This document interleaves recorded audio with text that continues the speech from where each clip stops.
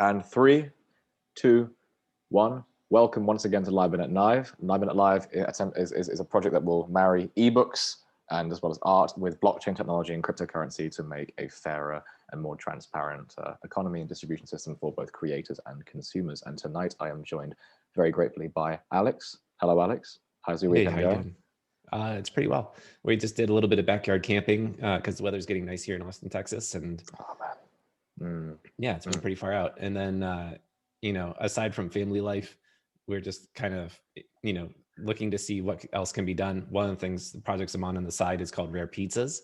And we're going to have our very first in real life meetup with the other pizza mafia members that are here in Austin, Texas. Dude, that's crazy. That's awesome. That's awesome. It'll be a fun bit of dinner.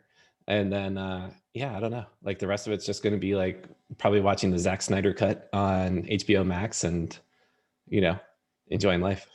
Brilliant, man. Brilliant. I mean, the weather's getting nicer here as well. I mean, the sun was out. It was just absolutely lovely. But it was still really cold. So, but the sun sort of gave the illusion that it was actually like summer. And we're all like there, just kind of like, it's a funny juxtaposition. But yeah, man.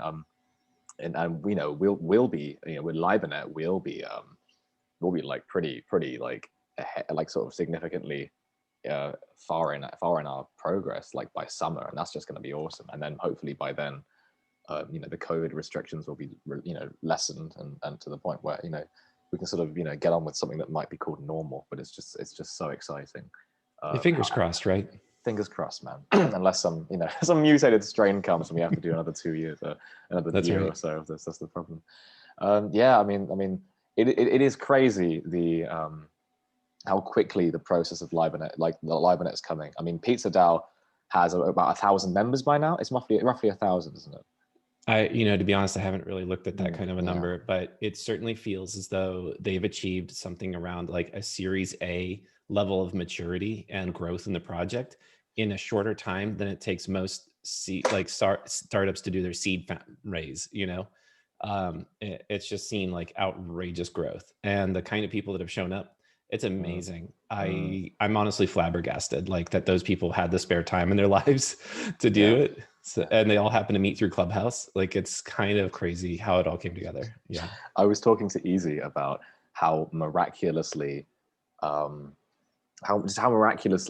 game-changing DAOs actually are. And we had and that was our main topic of conversation, and how it like. You don't, and even for people who are sort of skeptical of cryptocurrency and Web 3.0, whatever it is, they can't really doubt the power of DAOs because with the way that it works is the workforce is so much more efficient. Everyone does what they want, and it's funny because it's sort of an idea that comes with the technology, like the material conditions have created the idea, but.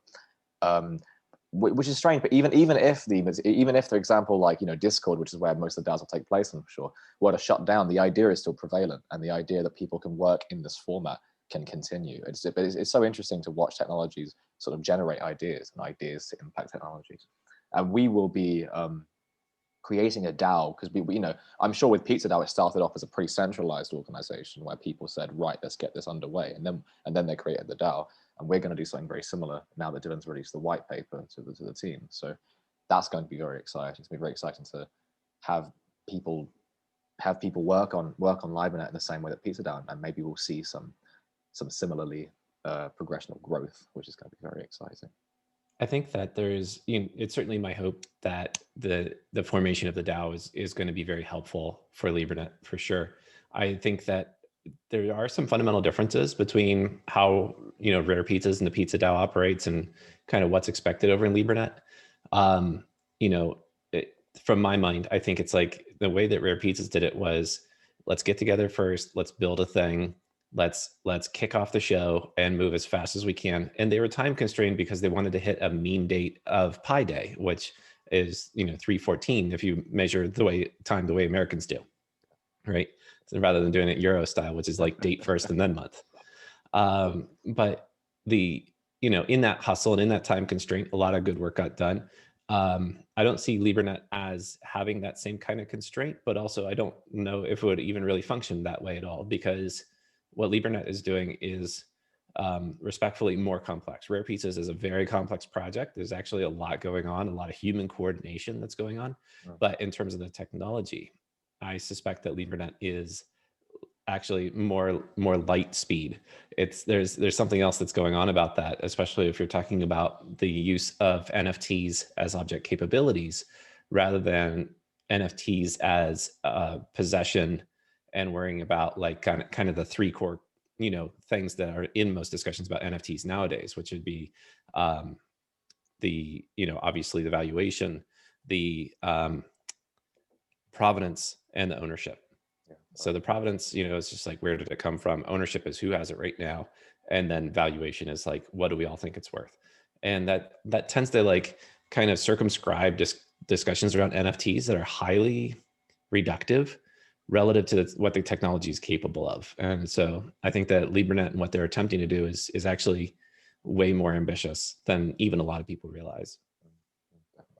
There's it is different, and in regards to what DAOs actually are, I think it's not going to be the sort of like the same cookie cutter model, because and it isn't the same. It isn't like that with a lot of corporations anyway, and at least it shouldn't be. But the DAO is just going to be a great format that we can not only use, but we can also create and learn how to basically create the DAO in the first place, which is also quite DAOic, if you want to call it like that.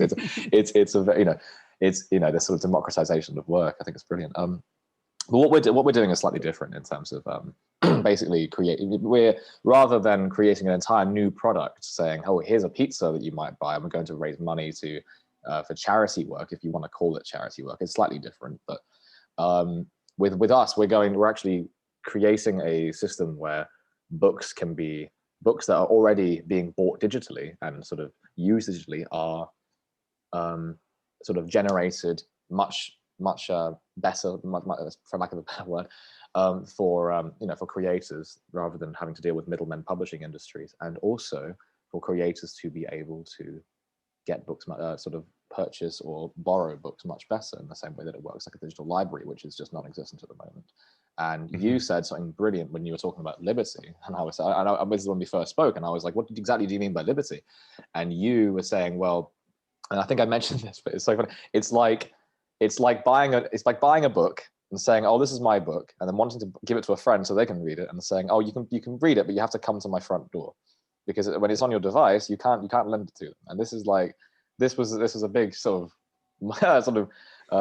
a revelation for me. I was like, of course, and it's so bloody strange. I mean, when I think about Audible and I think about how they've just totalized the audiobook market, and the extent to which you can read so many books on YouTube anyway for audiobooks, and so many, and there are so many ways you can do this. And the fact that Audible, through their marketing genius and their just monopolization of the idea of, oh, you want an audiobook, Audible is the absolute pairing with that. How centralized culture has such a big impact in how people think of things.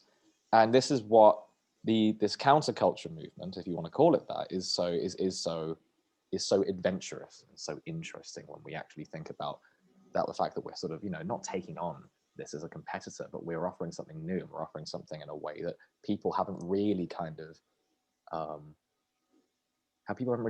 made note of yet. It's still one of those, the forefront of consciousness, where it's like people, NFTs are sort of that people are like, what on earth is this? Why on earth would I buy a JPEG when I can just download it, in the same way that why would Bitcoin exist? Why, when you can't spend it in stores and all of this sort of stuff? And this is the absolute crucial conscious part of the conscious part of countercultural movements that work, really. So I think that's spot on, and I think your analysis is correct in more ways than even what you gave yourself credit for.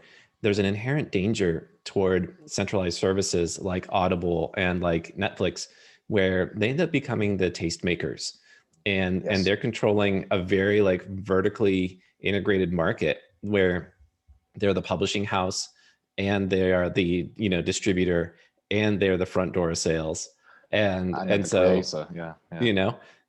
It's just a bit too much integration, and it ends up, if those things take off, they end up becoming quite the monopoly, which hopefully we can all, at this point, after centuries of knowledge, kind of come to the conclusion that perhaps monopolies don't work in the user's best interest.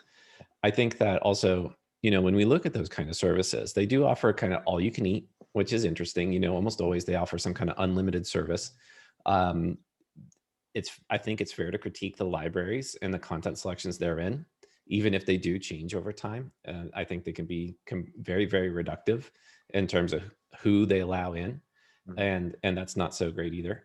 But I also think that the reason why they drive down the avenues that they do is that so far, those services are almost all venture-backed capital, and they end up having like kind of singular KPIs. And the singular KPI for those, for those particular, and for those who don't know what a KPI means, because you're not a business nerd, that's a key performance indicator. What's that like one number that really matters more than anything else? And for them, it's typically the number of subscribers and how much upselling they can do. We'll get the premium plus, edition of your account and all that jazz. All of that ends up leading to like a very kind of narrow tunnel of focus on how to build out your service, because that number has to go up. If that number doesn't go up and isn't reported quarterly, especially if you're a post-IPO company, then your share price goes down, your investors get mad at you, blah, blah, blah, blah. But this system is completely different. Like where Libernet is going is completely different. It absolutely opens up the field to any number of creators who, big or small, you can get in. And very importantly, I think that, it empowers the user in a way that they've never been able to before, because as long as you're willing to interact with some of the technical constraints of a blockchain, you have the ability to move the ownership between you and another person. And you can do that via direct sale, or you can do that via a loan for a very nominal like transaction rate, which should be, almost pennies on the dollar. That's, what right now your options due to DRM and due to the stores that exist, whether it's Apple or Amazon, with Kindle, et cetera, they have DRM, but the DRM really locks it down to like your device, and they don't really have great mechanisms of sharing. And it's ridiculous. Like I've got a whole stack of books behind me here. I can take any one of those books any day of the week and walk over to my friend's house and drop it off to them, or they can come over to my front door and borrow it, What's hard about that system, of course, is that, I'd have to work extra hard to make a catalog and then make sure that my friends had a copy of the catalog, and so that they knew what I had and I knew what they had, and et cetera.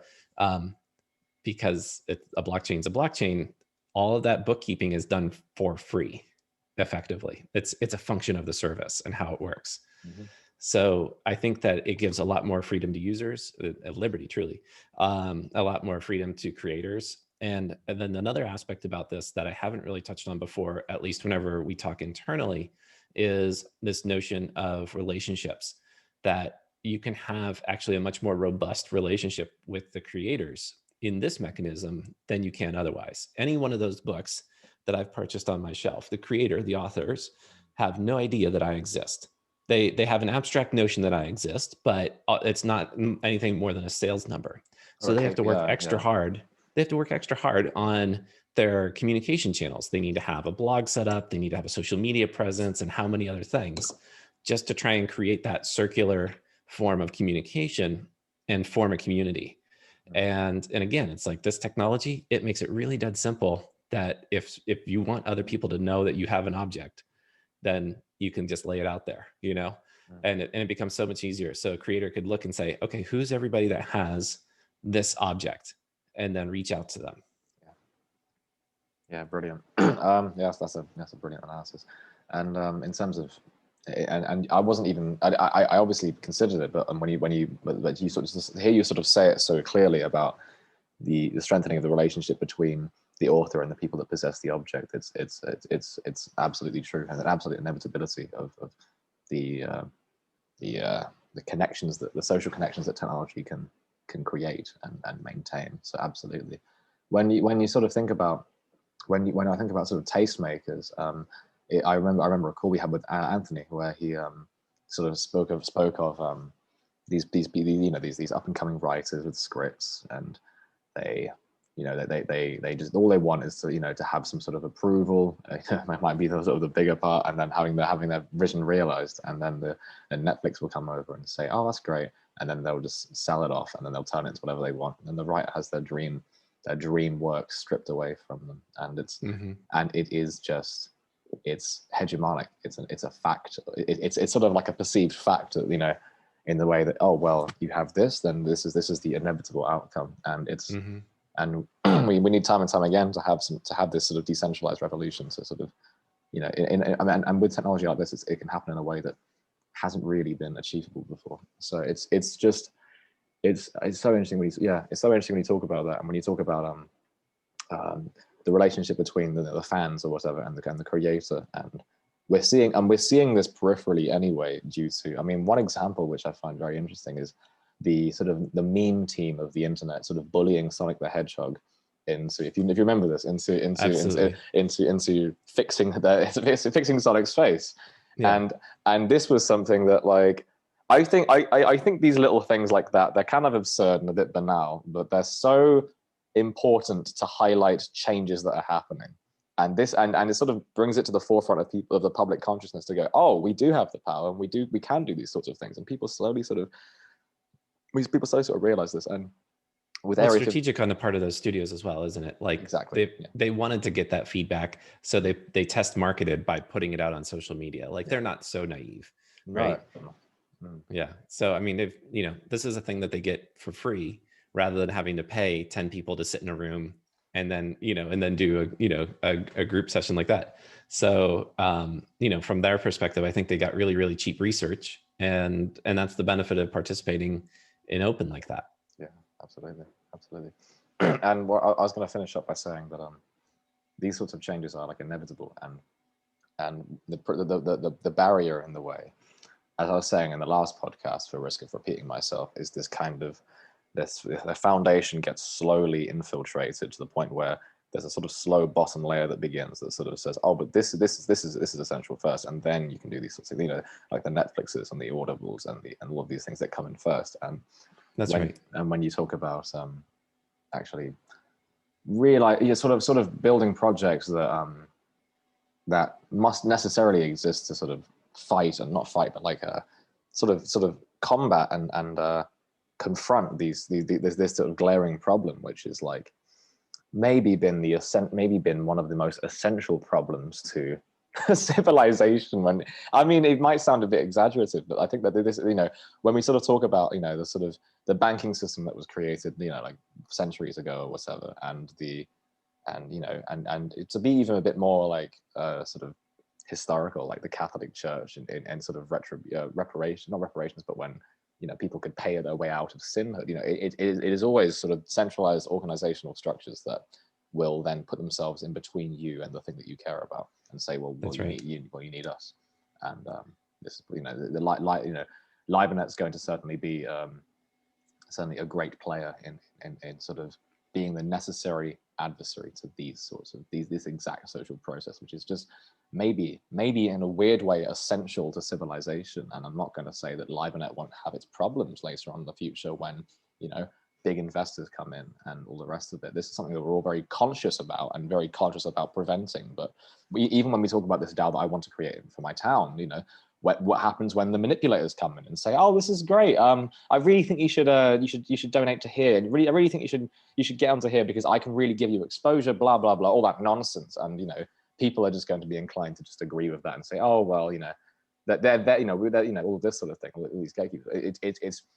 It's obviously going to be a problem, and especially, you know, when perhaps Amazon sort of take, you know, if you know, when we get to that stage, when Amazon sort of take notice and they agree to some sort of, you know, very expensive deal or whatever, and then we have, you know, and we have to sort of stick to our guns and say, no, that's not what it's about, because we know we know how you deal with things. You know, these are sorts of these might be sort of anticipations that, like, you know, that may or may not happen, but it's certainly possibly like one of the biggest sort of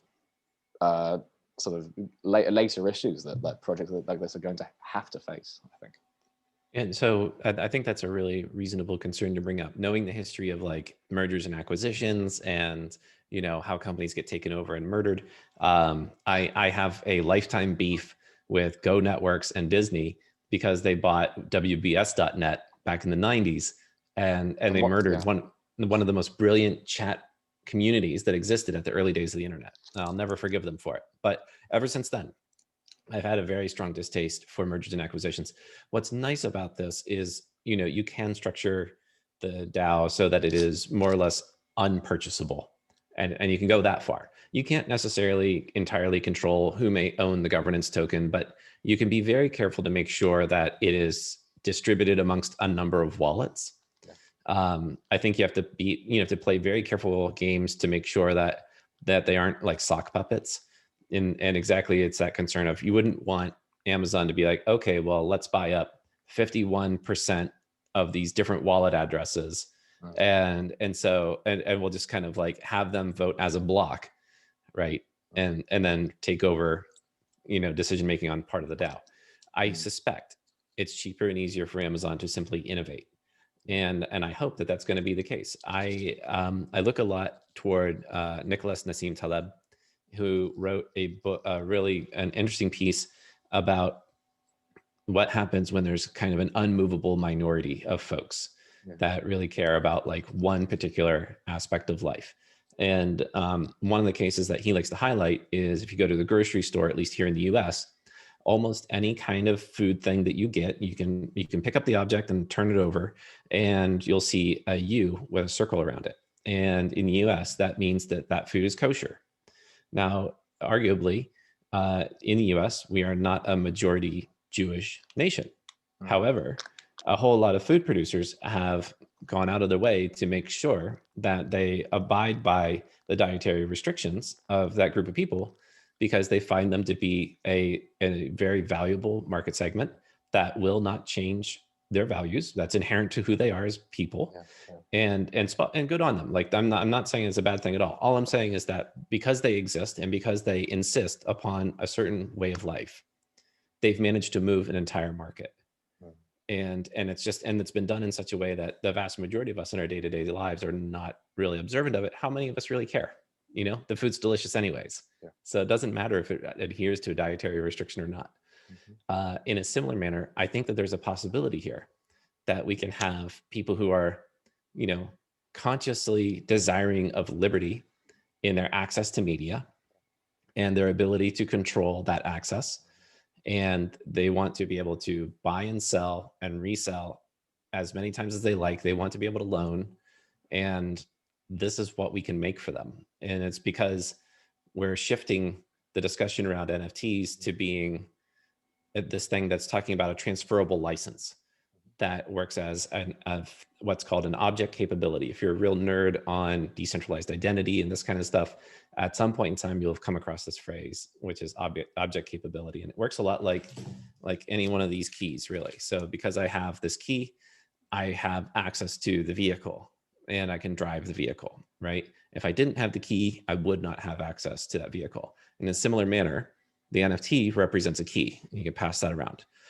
I think that also means that we are de facto making a thing that's called DRM, and that's digital rights management. DRM historically has a very negative connotation, and that's something I'm really aware of. I'm a big fan of Cory Doctorow, and I think his works are absolutely brilliant. However, I would also hope, and I really do hope, that he takes the time to find this podcast and to find this project and find out what we're all about. I would hope that he sees what's happening here and say, okay, this is maybe a justifiable form. It's not restrictive. There's nobody telling a creator that they cannot just put their material out for free. But at the same time, this gives people a reasonable amount of control over access. And it's not one of those things that it locks anybody down to one kind of device, one kind of operating system. It's open, it's permissive, as long as you can follow the standard of what it means to have an NFT inside of this blockchain that's being created. You can do what you like. There's two. I think there are two things that I want to respond to. One of which I can remember, and one of which I can't. One of the things that you. I'll go with the one I can remember first, and maybe the other one will come up. When you talk about when we talk about like social change and benefits to people and society in general, I think it's important to be optimistic and in a very sort of like logical way as well, because when I sort of, you know, one of my main things is philosophy, and when I think about sort of our sort of collective want to be morose about things, and this isn't too general for business, but I think it's important to talk about, because there are so many things that it's very difficult to spot the things that go right because they go right. It's very easy to spot the things that go wrong because they significantly pop out. And to be more pragmatic, when you think about piracy and online piracy, this is a movement that I don't think ever will go away, despite the monopolization of Netflix and Amazon and all the rest of it. And pirating is here to stay. And by God, there are very powerful organizations and people that have tried their very best to stop it and, you know, destroy the livelihoods and possibly more of the people that create and maintain it. The people, the core people behind the online piracy movement. It is inevitable, and it's not something that people really take note of being, wow, this is amazing. Because it isn't significantly, it doesn't present itself because it is so fundamentally it's so fundamentally absent in the way that we can, because it is a window for us to continue moving on with our lives. This is what I mean by the sort of optimism that we need to remember, not very sort of generally not take things for, it's not just take things for granted, but also in the sense of being able to recognize that that powerful social changes have succeeded and have no real sign of slowing down or being reversed. This is another reason to really sort of put faith into DAOs and NFTs and blockchain technologies to create these sorts of things. That, you know, it is not that there's going to, that the villain will eventually take all the benefit in the end, because there are so many times in which, you know, so many times that we can't even notice that in which we have solved problems. Now, the other thing that you mentioned slipped my mind, but well, if I could, perhaps I'll speak to piracy for just a half second. Please, please. Admittedly, I have no concern about it whatsoever, but that's because I think I grew up in a really different era from a lot of the people who ran media as I was growing up. And the way I see it is like this. And I think that perhaps even Cory Doctorow, to a certain extent, has said this. I might be aping him to a certain extent, although poorly. And the problem that is like this. You know, a lot of these media houses were really concerned about the impact of sales, when rather they should have been looking all along at the impact to attention. The market has moved to where human attention is the constrained resource, and you need to be able to actually manipulate human attention in a very big way to get people to care in the first place. We don't have a constrained market. You know, we don't have any kind of limitations here. It's a market of abundance. There's too much media. There are too many MP3s out there. There are too many movies out there. There are too many books out there, and that's a good thing. But the problem then is, like, as a human, how do you know where to direct your attention so that you're enjoying the quote unquote good movies, the ones that at least suit your taste as a human being? What all of those people got wrong so early in the game was thinking that piracy was a bad thing because it impacted the bottom line in that manner. And really what they should have been much more concerned about is, how can we make sure we get as much human attention as possible? Because that's going to end up driving the sales long term. And the other thing is like this. I think that the technologies of the time didn't have the kind of accounting the way that a blockchain does. And so again, it's like, you know, when we look at what that dynamic is, the relationship between the creator and their audience, how many different platforms have sprung up because the creators need a place to manage that dialogue, right? There's Patreon, there's Kickstarter, there's OnlyFans. Like, how I can keep on going on and on. Like, I mean, even there's the basic attention token, right? And the publisher system. All of these exist as part of this dialogue between creators and their audience. And, you know, if you're doing piracy, good on you. You must be really interested in whatever that particular media is. But much like this book on the bookshelf behind me, the creator has no idea who you are. Then they have to go out of their way to try and reach out to you on social media. You have to go out of your way to reach them on social media. It's like extra steps. Whereas with an NFT, there's the proof. Those people bought it. and it's right there and accessible. And you can layer communication services on top of that quite easily, such that somebody who possesses the NFT has access to those communications in a very direct and authenticated line between the creator and vice versa. So piracy is, and at the end of the day, it's kind of a moot point, because I mean, great that you got the human attention, but you don't get the relationship. You made piracy sound legitimate in a way that I haven't really thought of, by identifying the potential connection, even in the face of you pirating the product, between the consumer and the creator. And that's a very interesting sort of way to think about it. And it's true as well, because even then the creator would have its best interest to reach out to you and have them build a relationship, especially if you're if you're using their media for something good, or something beneficial, or something that's important to you and them. So, my God, yes, that's fantastic. That's fantastic. Yeah, absolutely. When we think about the creator's best interest to open the sort of develop the sort of dialogue or whatever, it is something that we haven't. I don't. Perhaps this isn't relevant to talk about, but when we have like a sort of a conscious awareness of what this sort of how this sort of attention works, and how it's going to how we aren't seeing we've barely seen the beginning of it. We like to think of ourselves as mature internet people, and we are very early in the game, and you're right. I mean in the face of there being quote unquote too much media, I mean the question of course lies what media is good for me, and what media will benefit sort of enrich my life as a human being. Absolutely. Yeah, and I don't mean to make any judgments about that. I mean, No. I'm just a big fan of Toxic Avenger as anybody else, and I love those kind of B films, from the 80s. I think they're all fantastic. So, and that's not necessarily brain food; it's just entertaining. I don't cast any judgments. Like, whatever media you like is whatever media you like. But yeah, I think that the thing that really drives home for me, and the thing I take away from all this, is we do not have scarcity anymore. We only have artificial scarcity. And NFTs represent a new form of artificial scarcity. That's why a singular NFT can go for millions of dollars, and you can even use the ERC 1155 and create series, and have them within a constrained amount. And that kind of reminds me again of another blog post that I really liked, that is about 1,000 true fans. And so I'd imagine anybody could Google that up, and it's on a website called kk.org, because the name of the author is Keith, and I forget his last name, unfortunately. But anyways, rounded off, what he says is, for any creator to get kind of at least ramen profitable, that they can eat like ramen noodles for the rest of their life and pay their bills, and that's about it, they need at a minimum 1,000 true fans.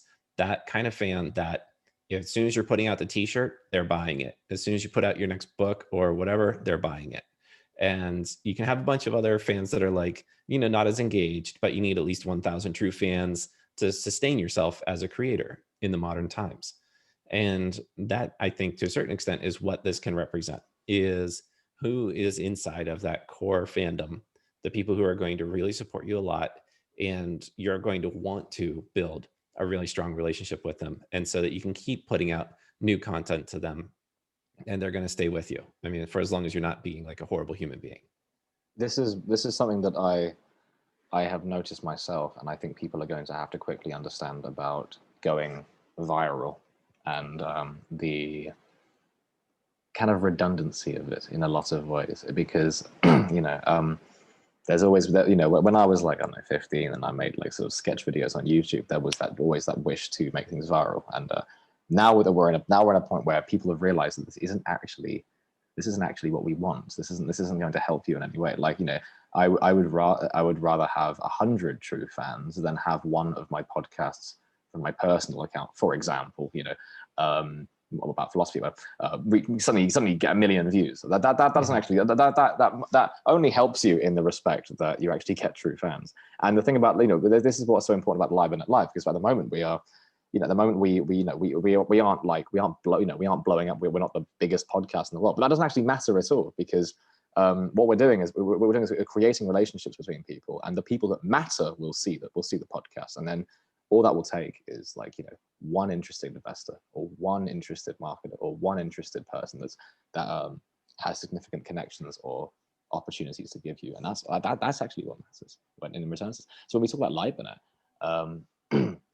and you know, and sort of the ability to create a network of, you know, fans to each other, if I'm going to use the terminology in that regard, that's actually, you know, this is actually fundamentally potentially what actually, you know, drives these things forward, you know, and you know, and of course there's that note of KPIs or whatever, which for us would possibly be would maybe be something along the lines of, you know, how many transactions are being made between books. That might be our KPI, you know, between people. But even then it's integrity between people is I think more promising for the future of this project than mere just like, I don't know, like 10 seconds of fame or whatever. It's that it's the slow burner. It's the tortoise in the race. You know, that's right. I think what I like about what we're trying to build here is I don't think it depends upon the old market dynamics to succeed. There are some aspects that will always be the same. You will need an audience. You will need to grow your audience and put effort into that about as much as you are in actually making the thing.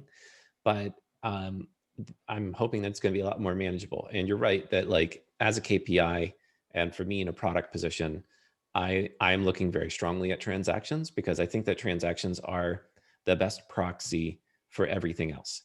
If you had to really reduce it down and said, you know, Alex, you're really only allowed to look at one number for the rest of your life to tell me that Libernet is going to survive or die, I would have to tell you it's transactions, because transactions encapsulates how many new books are getting minted, what are their sales like, how many people are loaning, and we want to hit the, like, you know, quantum theoretical limit of how fast electrons can move in terms of the, like, that should be the only limiting constraint of this system, and that KPI, that should be the only cap, you know, really. And even to the point where one could imagine that there are such things as liquidity pools and automatic trading that exist. Like, we do have at this moment bots that pay attention to arbitrage plays on Amazon and on eBay and et cetera. And so, you know, if people want to design those kind of mechanisms for this marketplace, that should be entirely possible too. I think that, you know, at a certain point in time, here's the scenario I imagine playing out. Somebody purchases, say, a book for $20 and they loan it out for, say, $1 a month. And after 20 loans, they've recovered the cost of the book.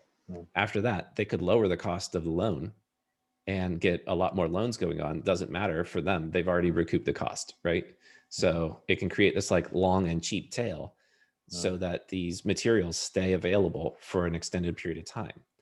And I think that that's actually quite valuable. Certainly a lot more valuable than these materials here, which currently, under current copyright law, go out of print, and they can get lost to history because the physical editions can't survive long enough for them to be scanned and then added to the public domain via projects like Gutenberg.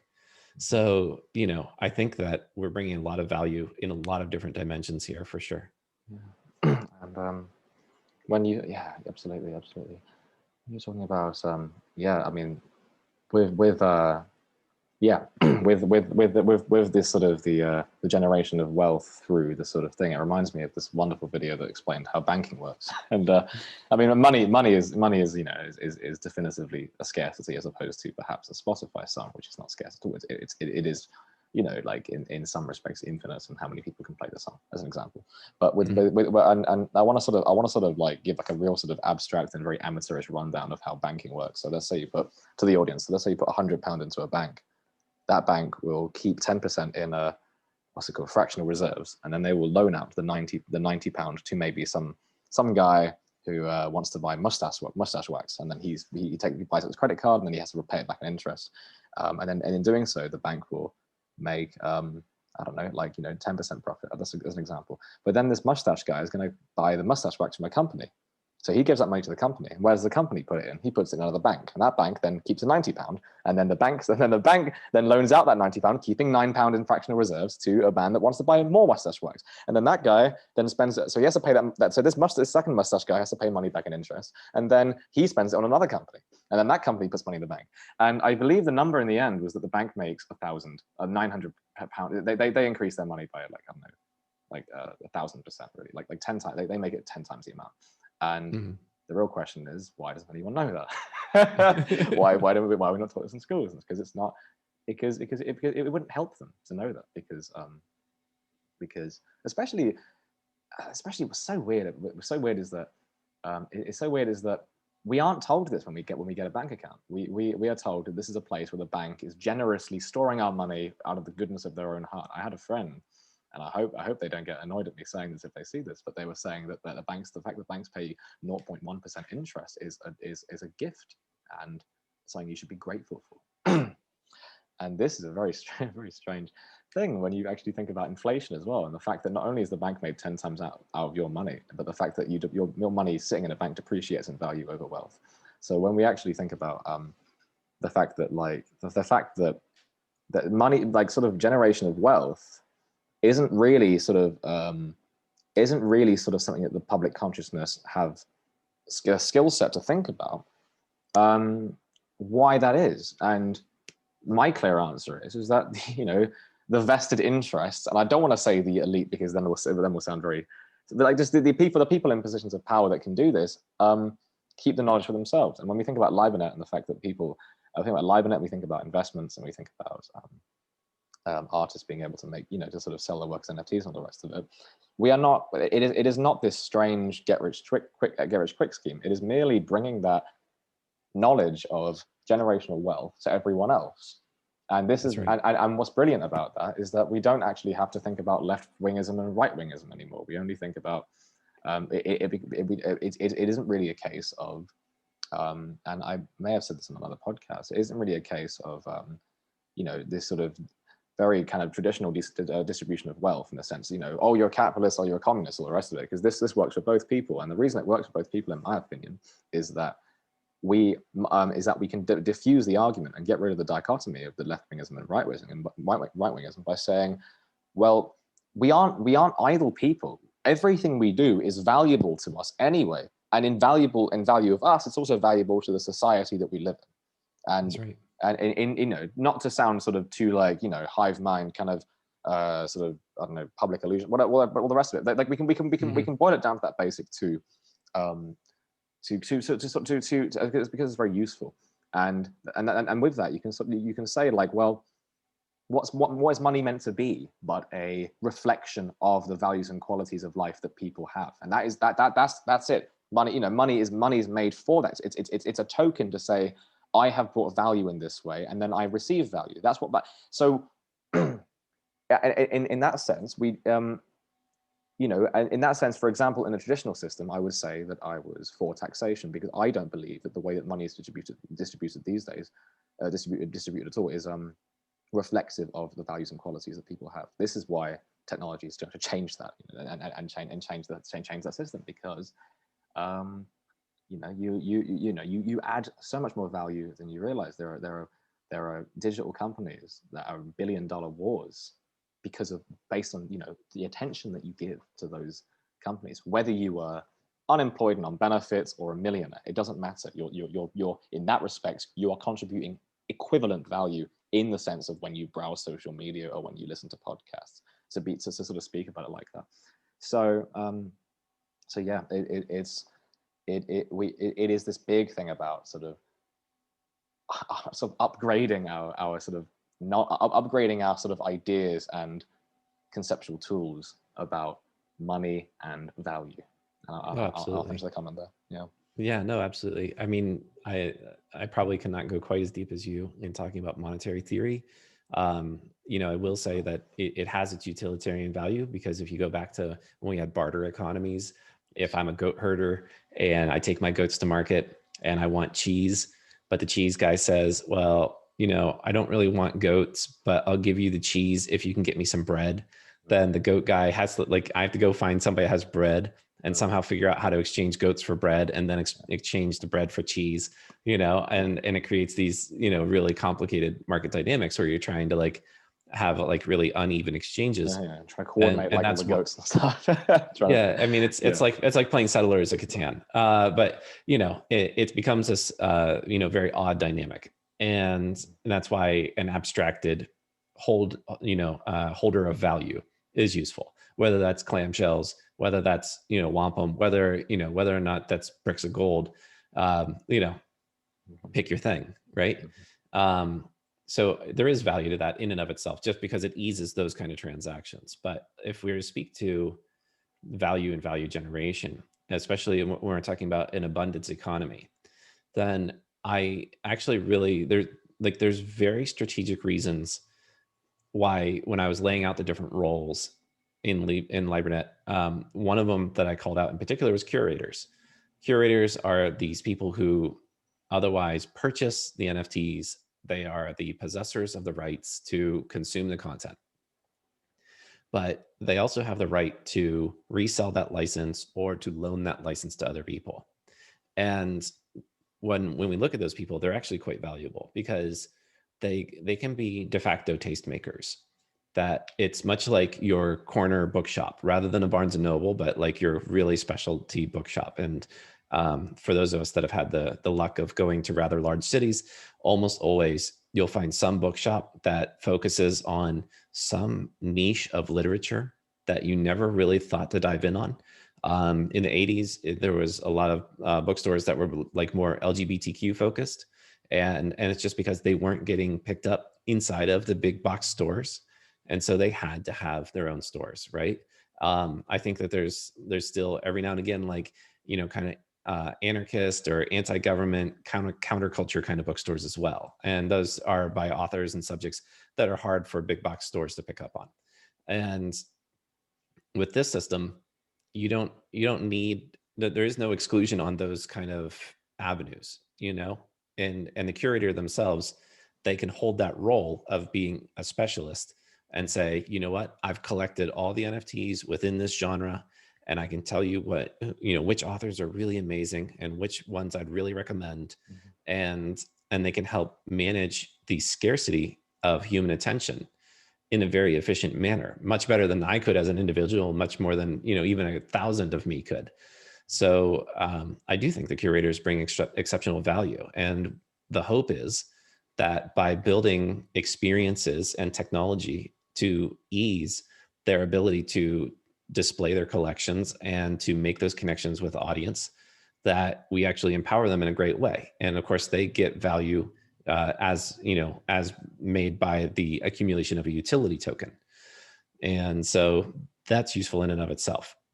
The other major role I called out, and I realized that was a lot to take in just around curators, but the other major role I called out was the validators. And validators exist on any blockchain. But for this one in particular, the validators are the ones who are doing the accounting. They're the bean counters. Right. And they look and they say, that transaction looks valid. That transaction looks a little bit weird. That person doesn't have sufficient funds.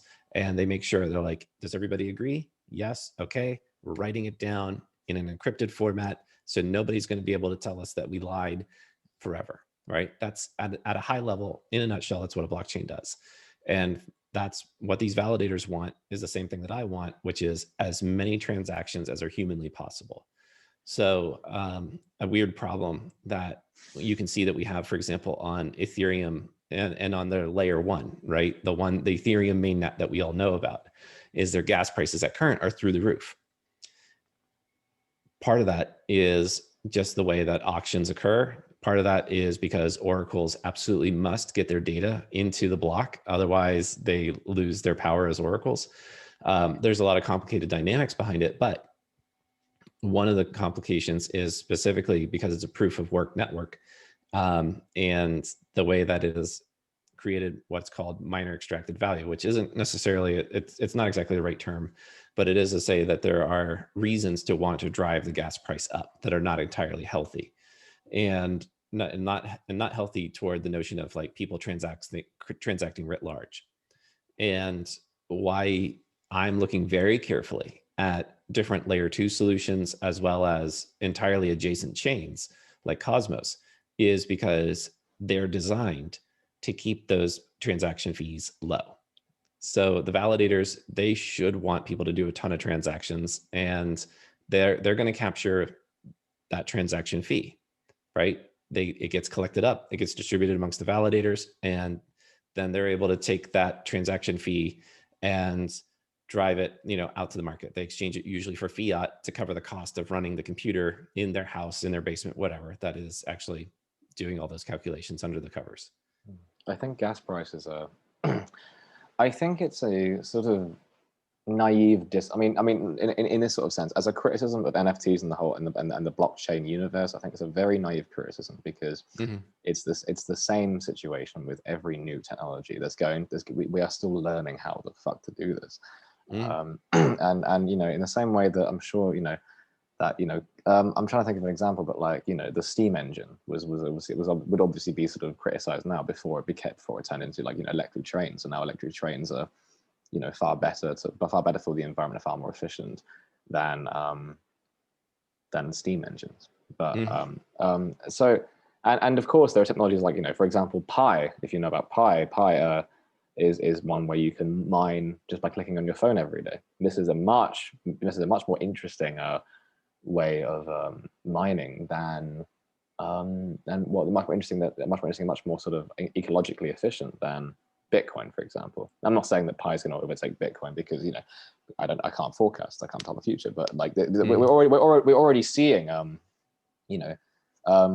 revolutions within revolutions, like with the Cosmos and the Cosmos Atom or whatever, and Pi, and especially and it's especially naive when you sort of think about what this is going to do to actually change and challenge corporate and monopoly structures.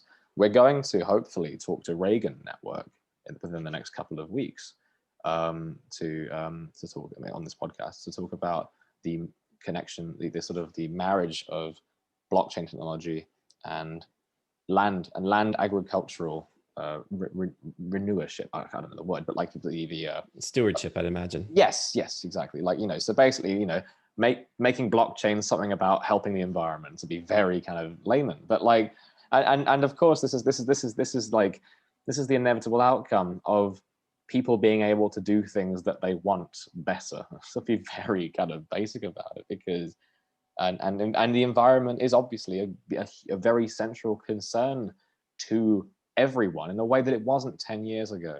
And so we're seeing sort of changes in the consciousness through marketing, but the actual implementations and processes that these corporations are doing to show that they care about the environment are very superficial, such as putting like a green sticker to say, "Oh, we support the environment," or whatever. Oh, of course, there's greenwashing. Yeah, greenwashing. I think that's brilliant. I don't know that was an expression. So yeah, for sure. No, I think there are those kind of problems. I mean, if you look at it, though, of course, 10 years ago, nobody cared about Bitcoin. Yes, it was that as well. Yeah. And the thing is it's like, imagine if for some God knows what reasons, folding paper planes and flying paper planes became a hobby that everybody suddenly became interested in, right? Like you could say that it starts off as a niche thing. People have been folding paper planes for like centuries at this point. But let's just imagine that like over the course of 2-3 years, folding paper airplanes becomes like remarkably popular. So much so that it's causing deforestation. All of a sudden, then you will get a whole bunch of people saying, "My God, paper airplanes are destroying the planet. We need to be doing something about it." How come they didn't think about this when they were first starting to fold paper airplanes 50 years ago? It doesn't matter until it's a big enough problem, right? It's a matter of scale. And now cryptocurrencies, and especially proof of work chains, are at a scale where they are comparable to a whole lot of people driving cars, right? And we already know the contribution that makes. So yeah, now is a pretty reasonable time to say like, hey, yeah, let's deal with that, right? That we're at scale, right? If we would have tried to solve that problem 10 years ago, it would have made it so cost prohibitive and complex that nobody would have ever learned to care about cryptocurrency in the first place anyways, right? So that's my take on that. I think that it's a good problem that we have it now. It's a sign of success rather than a sign of failure. It's a great take. Yeah, exactly. It's a great way to sort of think about it when and you know, it depends on the sort of the scale of the problem and how long the problem persists, and we don't have a bloody clue right now. And the, when you really think about the sort of the fundamental causes of the, you know, the sort of the damage that the damage that's happening to our planet, you know, this is, if anything, a way for communication. Primarily, this is the primary source of business in the first place. You know, without communication, you have nothing. In my opinion, you don't even have projects. When, you know, this is the doorway where people can have this long-awaited, why can't we coordinate to take the establishment down, or whatever the dialogue is, which is the dialogue that's been bubbling under the surface for the past, I'd say 8 years, maybe 7 years. You know, in terms of this sort of very collective notion that something big and dangerous must be stopped. But we have the internet, but we don't quite. Also, a bit longer, because we had the Arab Spring. And the Arab Spring was a very big indicator of, oh, social media can do this. And the Arab Spring didn't really get anywhere.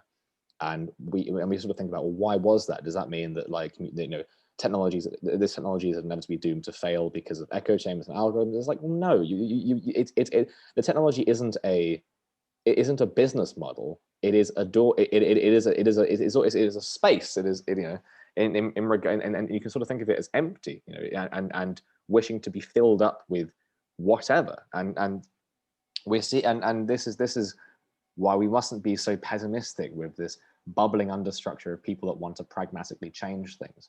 We are beginning.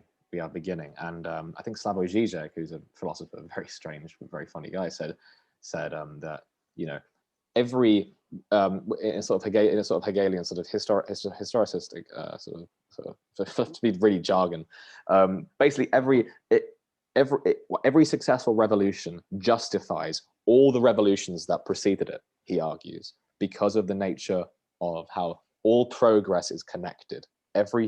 You know, it isn't the case that it's random and spontaneous. It is that it is justified by everything that came before, and it was powered by everything that came before, and this is necessitated by everything that comes before.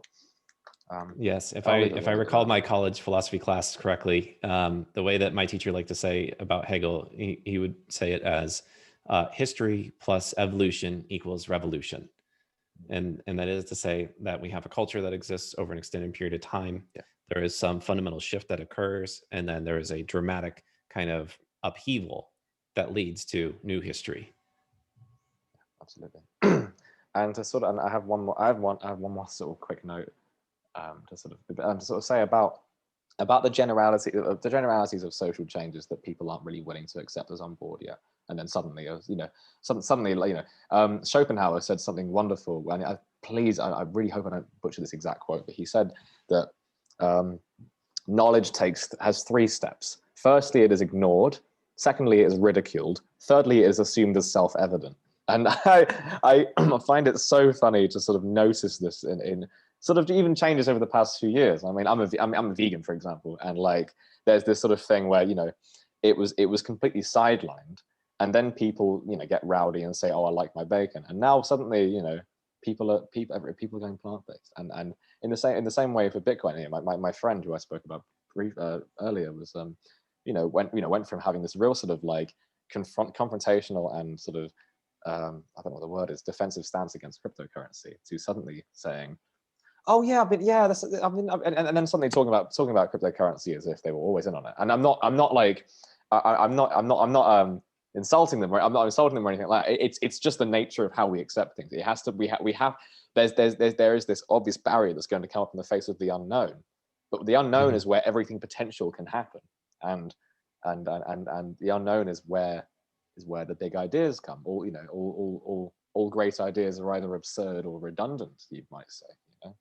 So I'd like to hop on 2 things. One is, I think that, you know, cryptocurrency and much like veganism, it requires qualitative experiential changes to lead toward broader adoption. And so the burgers that you would get from Morningstar Farms 20 years ago taste nothing like an Impossible Whopper today, right? And so this is just, you know, I'm not a vegan per se, but I've enjoyed Morningstar Farms. I've tried their burgers out before, and I was like, this isn't really cutting it. These are just kind of like soy patties that are like slightly flavored. And now you have Impossible Foods that makes the Impossible Whopper, and it's like, oh, I actually like that better than the regular Whopper. Believe it or not, like, and in my house, we did a head-to-head taste test. My wife and I, we had a regular Whopper, we had an Impossible Whopper, and we both were like, the Impossible Whopper actually qualitatively tastes better.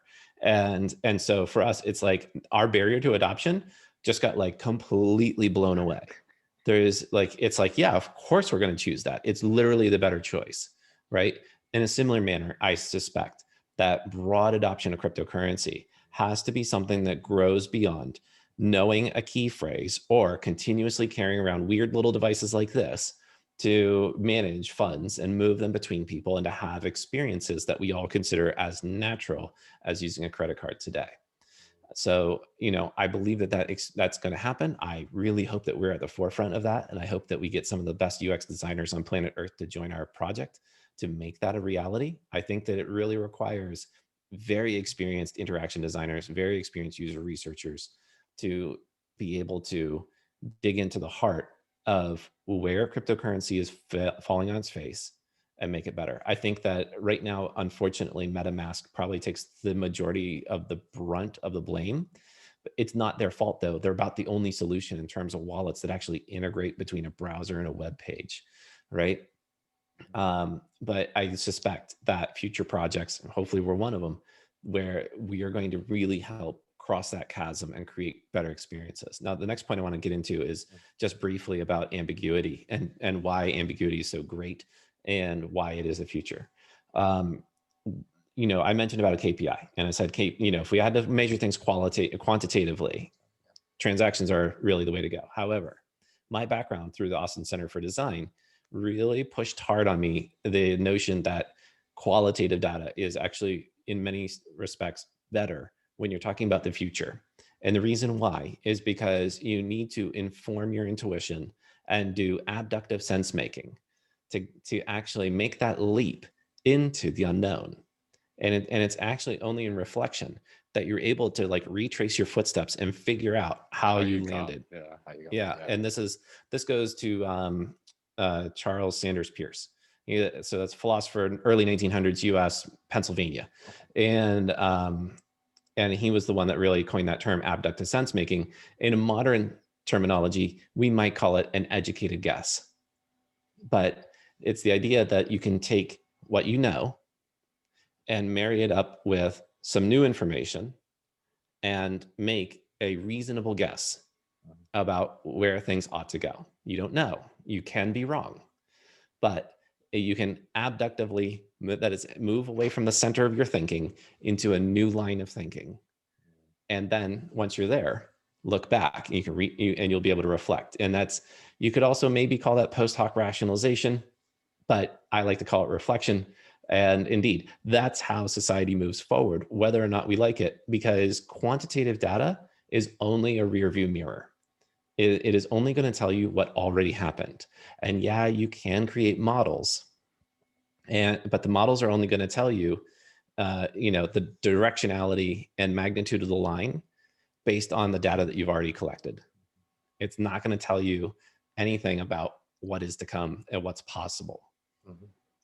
I think we should. I think we should finish up pretty soon. But I just wanted to say, I want to sort of leave it when we sort of bring it back to the Libernet's mission and what you just said. And I wanted to, and you mentioned qualitative twice, and I'm glad you did, because I wanted to talk about qualitation or qualitativeness or whatever, and how it's wonderful that as someone who's more sort of experted in business, how you sort of came to the same conclusion that I think I don't know, philosophers like myself, I don't know what people interested in philosophy like myself would think about when you sort of think about qualitative data or perhaps just personal experience being far more important, even for the progression of business. And I think with these new technologies and what we're trying to create on Libernet, the absolute mission statement, as well as the outcome, as well as the sort of, perhaps not the KPI because we can't measure qualitativeness in that regard, but in terms of quality, I think the real sort of, I don't know, perhaps say this, the spiritual desire for this project is to bring people on to sort of realize that this sort of creation of books is beneficial and wondrous to their personal experience, and that's what qualitative data is, what qualitative experience is all about. And that is how, and once people have attributed their personal experience to the new blockchain, or to the new Libernet blockchain technology, in the same way that your personal experience with the impossible whopper blew any sort of conceptual paradigms out of your sort of, you know, reasonable thinking or your common sense thinking of, well, veganism isn't the future, you know, like how are we going to do this, how, you know, all those sorts of frameworks. Once you're in touch with something more real to you, something that's so potent and visceral to you, you can remove that, and you can and these sort of the sort of frameworks that you need, you sort of use to sort of help you get by in life through abductive sense making, or whatever you want to call it, are no longer needed and necessary to get rid of. And that is not only how we, in my opinion, have the most fruitful and beneficial lives, but also how social changes are possibly the most predominantly effective. And I think, as we're on roughly an hour, we'll leave it there. It's been an absolute pleasure talking to you, Alex. Is there anything you would like to mention before we finish? You know, I would briefly maybe articulate the mission somewhat like this. Okay. That in a grand scheme of things, we are talking about nothing less than the enhancement of the human condition through the global liberation of knowledge, and doing our absolute best to make it as accessible as is humanly possible. Yes, there's an economy around it. Yes, there is quote unquote DRM, but it's absolutely the expectation that more people will have more access to more content through our system than any other system on planet Earth. That is what the first sentence was, such a beautiful way of calling it. And I'm sure we need to use that way of saying it precisely in some paper or so. Yeah, Alex, it's been absolutely wonderful and thank you so much for taking the time to come. It's been absolutely my pleasure. Thank you so much for having me. That's absolutely fine. Thank you. Yeah, thank you. And for those who are watching, we are planning to do this again tomorrow with a new guest. And as for the audience that are watching this now, please leave a comment telling us what you liked, telling us what you'd like to see more of. Please, if you wish to support the channel as this as our primary outreach to the public as well as everyone else, please like and please subscribe and please share it to anyone that you think would really benefit from learning about this and the statement about what Libernet's about. And most of all, thank you so much for getting this far and taking an hour out of your time to listen to us talk. So Alex, once again, it's been an absolute pleasure, and I'll see everyone next time. Thank you, and take care.